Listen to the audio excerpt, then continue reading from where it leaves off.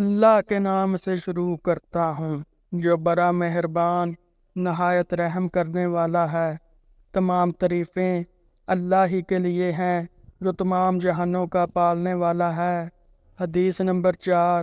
آپ صلی اللہ علیہ وآلہ وسلم نے وحی کے رک جانے کے زمانے کے حالات بیان فرماتے ہوئے کہا کہ ایک روز میں چلا جا رہا تھا کہ اچانک میں نے آسمان کی طرف ایک آواز سنی اور میں نے اپنا سر آسمان کی طرف اٹھایا۔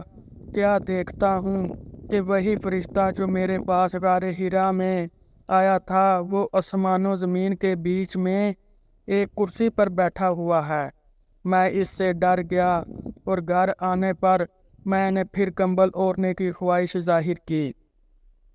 اس وقت اللہ پاک کی طرف سے یہ آیات نازل ہوئی، اے لحاف اوڑھ کر لیٹنے والے اٹھ کھڑا ہو اور لوگوں کو عذاب الہی سے ڈرا اور اپنے رب کی بڑائی بیان کر اور اپنے کپڑوں کو پاک صاف رکھ اور گندگی سے دور رہ۔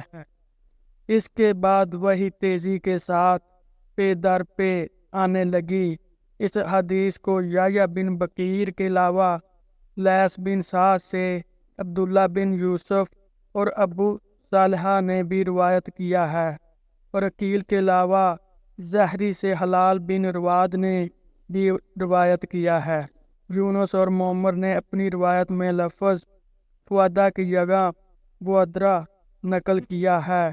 حدیث نمبر 5۔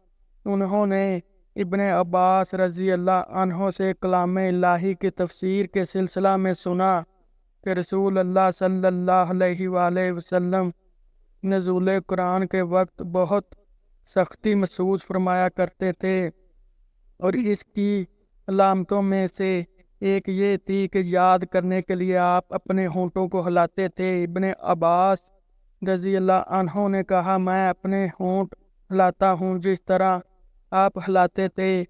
سعید کہتے ہیں، میں اپنے ہونٹ ہلاتا ہوں جس طرح ابن عباس رضی اللہ عنہ کو میں نے ہلاتے دیکھا۔ پھر انہوں نے اپنے ہونٹ ہلائے۔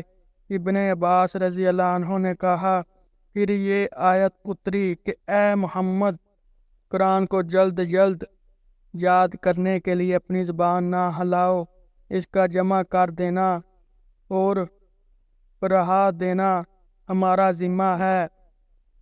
حضرت ابن عباس رضی اللہ عنہ کہتے ہیں، یعنی قرآن آپ صلی اللہ علیہ وآلہ وسلم کے دل میں جما دینا اور پڑھا دینا ہمارے ذمہ ہے۔ پھر جب ہم پڑھ چکے تو اس پڑھے ہوئے کی اتباع کرو۔ ابن عباس رضی اللہ عنہ فرماتے ہیں، اس کا مطلب یہ ہے کہ آپ اس کو خاموشی کے ساتھ سنتے رہو، اس کے بعد مطلب سمجھا دینا ہمارے ذمہ ہے۔ پھر یقیناً یہ ہماری ذمہ داری ہے کہ آپ اس کو پڑھو، یعنی اس کو محفوظ کر سکو۔ چنانچہ اس کے بعد جب آپ کے پاس حضرت جبریل علیہ السلام وحی لے کر آتے تو آپ توجہ سے سنتے، جب وہ چلے جاتے تو رسول اللہ صلی اللہ علیہ وآلہ وسلم اس وحی کو اسی طرح پڑھتے جس طرح حضرت جبریل علیہ السلام نے اسے پڑھا تھا۔ حدیث نمبر 6۔ رسول اللہ صلی اللہ علیہ وآلہ وسلم سب لوگوں سے زیادہ جواد سخی تھے، اور رمضان میں دوسرے اوقات کے مقابلہ میں جب جبریل آپ صلی اللہ علیہ وآلہ وسلم سے ملتے بہت ہی زیادہ جود و کرم فرماتے۔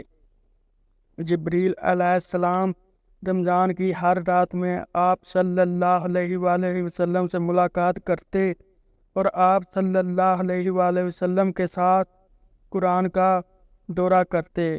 غرض نبی کریم صلی اللہ علیہ وآلہ وسلم لوگوں کو بلائی پہنچانے میں بارش لانے والی ہوا سے بھی زیادہ جود و کرم فرمایا کرتے تھے۔